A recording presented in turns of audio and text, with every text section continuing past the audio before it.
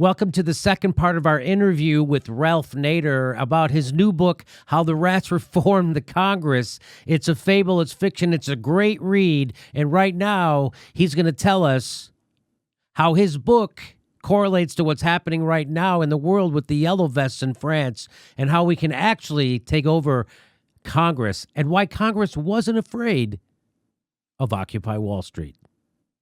So when I'm reading the book and it's like things are happening very fast, and I'm like, well, this is obviously fiction because that's not how long stuff takes. Stuff takes a long time, and you have to be serious, and you have to build coalitions, and you can't be a petulant child and think things are going to happen overnight. And then, as I'm reading this book, I see what's happening in France. And it happened very quickly. It happened in 4 weeks, right? And so talk a little bit about the yellow vests and how it parallels to what's happened in this book. Yeah, well, the French hit the streets, and, there's trucking strikes, and the French can't get through the traffic, but they still support the truckers years ago, for example. They have an esprit de corps. And this one, they weren't getting adequate wages. They were being threatened with cuts by Prime Minister Macron, cuts in pensions, cuts here, cuts there. Then they got a diesel fuel increase, and that was like snapped. And so they put their yellow vests on, and they went to the streets, and Macron is now backing off because, France has got a much better social safety net, and we have great child care, full Medicare for all, etc. However, they're concentrating more and more wealth in fewer hands with the multinational corporations coming in like they have in countries all over the world. So, you say, what would it take in this country? Well, you don't know what it would take, but you make a good point. Don't wait for 10 years, 5 years, 3 years. Action starts and gets to success fast before the corporate opponents can learn how to delay it and game the system. President Truman proposed universal health care in the 1940s. We're still waiting for it. You got to get it fast. We got auto safety regulation that saved 3.5 million lives in this country. Unsafe and Easy Speed came out in November 1965. The first congressional hearings was March 1966. We got a pass signed by Lyndon Johnson. I was at the White House, September 1966. The auto industry didn't know it hit them because it was fast. But if it was delayed, they would hire the lobbyists and throw money at the candidates or at the incumbents. You're right. It's got to go fast. And this goes really fast. And there's a lot of fun in this. Yeah. And a lot of energy. Rats Reform Congress. Yeah, it's a great read, and it's a lot of, I don't really appreciate you trying to do comedy. You don't need to muscle in on but it's very funny. It's great dialogue, and there's even scatological humor in this, which was also very amusing. You talk about, there's so many things. I don't know how much time I have with you, but I really want to ask you, because this is all about how we can take Congress back. And how it happens very quickly, and how, in your last book, you talked about a liberal and a conservative alliance. And, I love that you make the point that the liberals and conservatives need to come together on the ground level because politically they're together. Liberals and conservatives come together to serve Wall Street, to serve the military-industrial complex, the big fossil fuel companies. And people don't realize that we need to come together also left, right, at the ground level, right? Exactly. When you go down to where people work, live, and raise their families, that so-called red state, conservative, liberal divide dissipates. The public is subjected to massive divide and rule. It's been going on for over 2,000 years. That's what the rulers do. They divide and rule. And where there are differences, they rub them raw and they crowd out the similarities. So in this book, which I call Unstoppable, the left-right alliance to dismantle the corporate state, I have 24 areas of convergence by people who go to work every day, people who live at the grassroots in the community, town, city, rural areas of the country. They bleed the same way when there's dangerous products and toxic chemicals. They get ripped off the same way by the banks and insurance companies. They get disrespected, excluded, underinsured, underpaid, the minimum wage frozen at 7.25 federal. It doesn't matter whether it's a conservative or liberal worker at all. They're all getting driven into the ground. And this idea of divide and rule, we got to be very, very alert not to allow that to manipulate us and to divide us into huge changes in this country that are long overdue, to make the corporations our servants, not our masters. That's what they originally chartered to do in the early 19th century by state legislatures, who were very worried. They held them on a short leash. They had to renew their charters because they wanted the corporations, which are artificial, entities, not a human being, doesn't send its kids to Iraq or Afghanistan. They wanted it to be our servant. Well, they've become our masters. And there are all kinds of things in this book on how to improve your daily life and get these changes fast. Living wage, full health care, all kinds of things, good public transit, rebuilding the public services, the schools, the drinking water, sewage systems, the bridges, highways, all the things create jobs can't be exported to China. So it's only going to happen with you people. Just remember, if you are a cynic, and you say pox on all these politicians' houses, you know what you've become? You've become a slave. They love cynics, right, Jimmy? They love cynics who withdraw and turn their back on the power they've given to the Congress that's being used against them and their families and their grandkids. Wake up. That you're 100% right. I mean, that's why we still vote on a Tuesday. They love people to not participate. They love people to not be interested. The American elections are designed to suppress the vote. As I like to say, let me just ask you this: how much heat have you caught for this idea of the left-right needing to come together to work together? Because when it's been suggested recently, people who are suggesting it have been I'm one of them.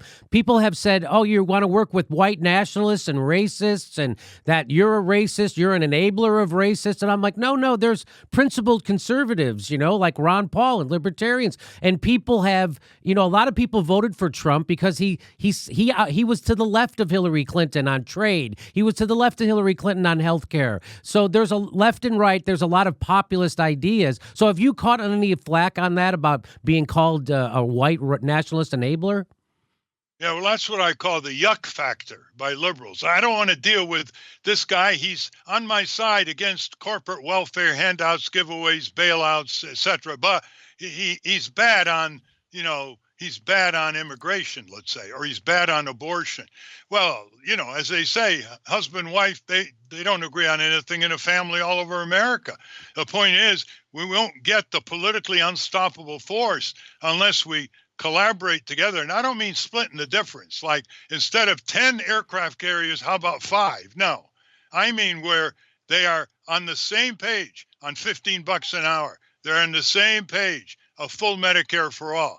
They're on the same page of we're not going to use our tax dollars to build stadiums and arenas and other theme parks and the rest for big business. If they want to be capitalists, let them behave as capitalists. Fund their own investments.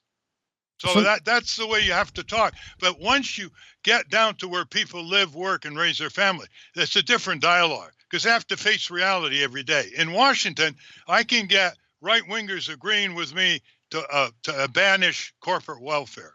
But then they're getting their money from fat cats that hire their own staff on other issues that I don't agree with. So although verbally we can agree, we haven't yet done it in Washington the way it can be done at the grassroots. And that's what this book is all about. Yes. This book's about you at the grassroots. Yeah. We have a lot of conservatives who tune into this show also. We have a left-right alliance here at this show, right? Progressives and principled. There was a lot of conservatives who said they would vote for Bernie Sanders. They liked the fact that he stood up to corporations and he wasn't bought and he was going to offer them health care, which, by the way, the majority of Republicans are for. Yet we still ain't going to get it, even though we had a quote-unquote blue wave. We're going to have to fight that blue wave to get what they have in France. And it is the right and the left. It was actually started by, I think, right-wingers. But if you look at their list of demands in France, the Yellow Jackets, they're all populist things. They seem lefty ideas, but they're just populist. Trump ran on Medicare for all. He said the government's going to pay for it. He's not doing it. He also campaigned on ending the wars. He's not doing that either. But I'm just saying the people on the left and right actually do want the same things. And How do we actually work together, Ralph, and break through the naysayers who want to divide us? Well, we start at the grassroots where I have developed this called a citizen summons, where for 500 names on a petition, clear, legible, what's your occupation, email, address, you'll get a senator coming to your own town meeting.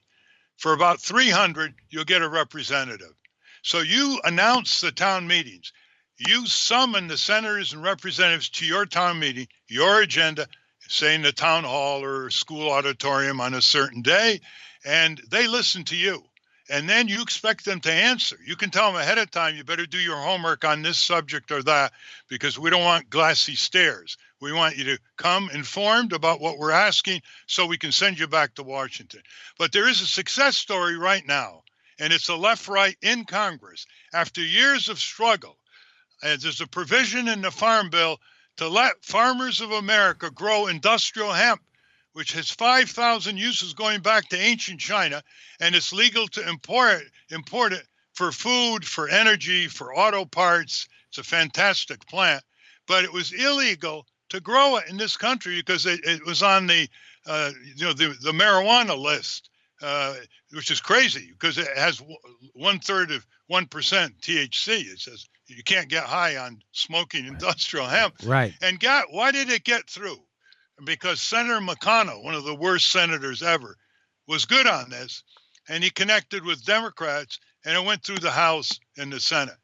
The last time something like this happened was 1986, the False Claims Act, which has returned billions of dollars in corporate fraud on government, like military contracts and Medicare and so on. And that was led in the Senate by Republican Charles Grassley of Iowa and led in the House by Democrat Congressman Howard Berman from the Los Angeles area, and it passed. And we had a whistleblower rights bill that passed with left-right support about 4 years ago in Congress. So we have a predicate here. The next left-right coalition in Congress is to put all government contracts, all the contracts online, the actual letter of the contract. Now it's only summary. You got $500 billion full of waste going out to vendors and corporations, and we can't see the contract that we pay for. So there's left-right support, but there needs to be this kind of energy. So go to ratsreformcongress.org. You know the amazing thing about this, Jimmy, is we're getting orders for 5 books for $50 discount. It's $20 single. And I'm saying, why are these people ordering 5? Sometimes half our orders are 5 for 5 books at a time. It could be they're holding living room discussions. Boy, that's the beginning of change. When you got living room discussions, you turn off the cell phone and the TV. That's a good sign. So ratsreformcongress.org. You talk about in the book how the rats reformed the Congress. You talk about the real the beginning of the American Revolution, and you mentioned a book, The First American Revolution, and it was about the farmers. Well, why don't you go ahead and talk about how that happened? And it happened before Paul Revere. Amazing, Jimmy, a talk show host that's actually read a book. Yeah, you see, we're taught about Lexington Concord, Paul Revere, midnight, sounds the alert on a horse from Boston.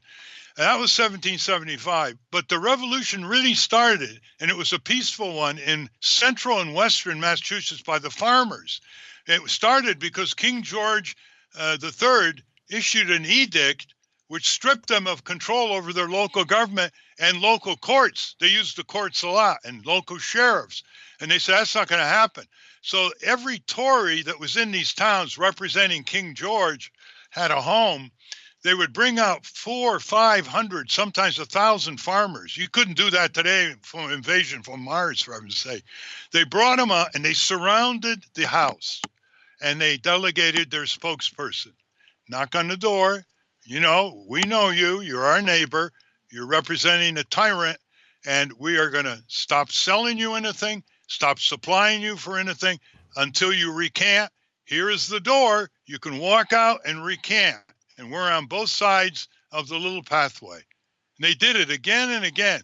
And a lot of the Tories said, let me out of here. They ran back to Boston where there's a red coat garrison for protection. but others did recant. And that was the basis. They did it in Worcester, Mass. They did it in Springfield, Mass, Sheffield, Mass. That was the beginning of the basis. And then the people in Virginia said, hey, what's going on here? You started the committees of correspondence, the Continental Congress, all started with the silent protest, very determined, no violence, by the farmers of central and western Massachusetts who lost control of their local government. So we had Occupy Wall Street in America. Now, how did that fail? I think it failed because A, there was no leaders, and B, they didn't shut down capitalism. They were just kind of annoying capitalism. And as with the yellow vests in France, they actually shut down traffic, got in the streets, which is not what Occupy did. What's your assessment? Well, it was a good faith by a lot of young people who've lost their future in the Wall Street crash and everything else. But they didn't like politicians, and they didn't care about Congress, and they didn't care about anybody over 30, hardly. They worked a little bit with some labor unions who supplied them with help when they took control of the Zuccotti Park and some other public spots around the country. I think there was several hundred at one time. They had the eye of the media. Oh, priceless mass media for several weeks in that fall. But they didn't have an agenda. They just focused inequality, inequality, inequality. So I had a conference call with 300 of them. And I said, look, your agenda is simple. A majority of the people want the frozen minimum wage to go up at that time to 11, 12 bucks an hour. And you have the majority of people and go down to Congress, surround the Congress, occupy Congress. Wall Street isn't going to make the decision. It's your 535 senators and representatives. They said, that's a great idea, Ralph. But what you don't understand about us is we don't know how to organize anything. We just know how to protest. And unfortunately, the citizen community that did know how to organize didn't get the right connections with them at the time. You know, it's pretty tough overnight. They had the police all around them. Homeless people joined them for protection. They had a tough time. We should take our hats off. The civic community should have picked up on there and taken that battle to Congress, because there wasn't a single member of Congress who was worried at all about Occupy Wall Street, because it didn't have the laser beam focus on Congress. And that's what would have worried Wall Street. If you like our content, looking for ways to help support, here's a great mug or a t-shirt or a thing. You can get it right underneath there, or you can become a patron to our show. We give you hours of bonus material every week. Plus, come see a live Jimmy Dore show. Go to jimmydorecomedy.com for a link for all our live shows. And make sure you're subscribed. I know it sounds crazy, but they unsubscribe people from our show all the time, and you have to click that bell so they send you a notice when we drop a video. Thanks for your support.